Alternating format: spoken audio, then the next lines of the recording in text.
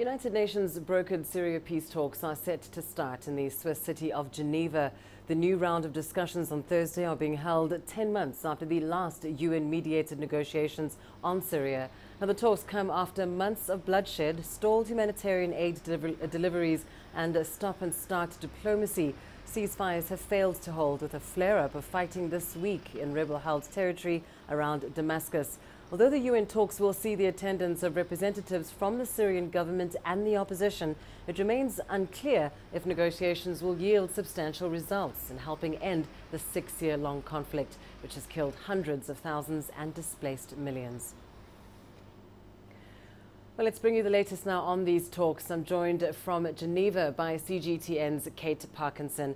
Kate, of course, we know that the Syria peace talks are moving along with strong support from the UN Special Envoy. What more can you tell us about the progress so far?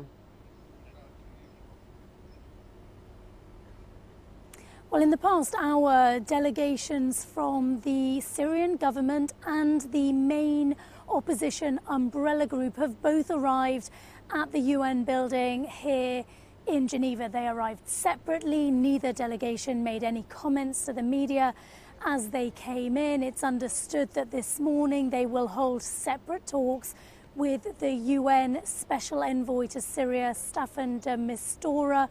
It's not clear at this stage, though, whether the two sides will hold direct negotiations. Certainly that is the hope.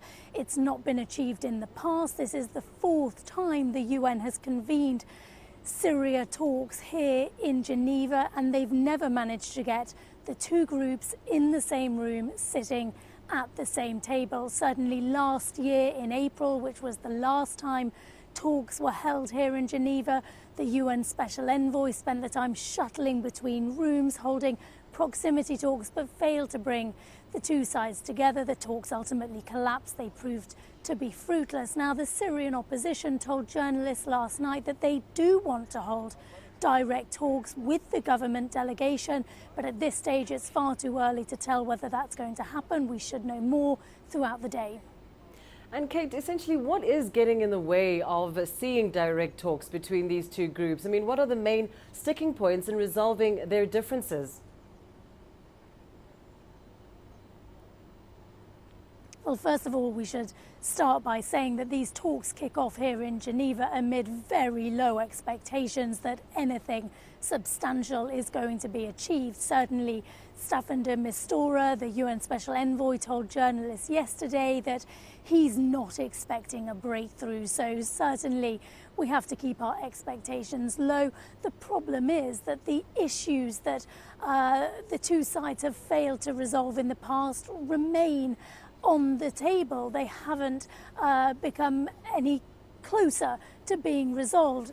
The biggest issue of all is the future of the Syrian President Bashar al-Assad. The Syrian opposition say a political transition for Syria has to include the removal of Assad, and the Syrian government delegation are refusing to even discuss this. So this is going to be the biggest stumbling block here in Geneva as they try again to revive these talks.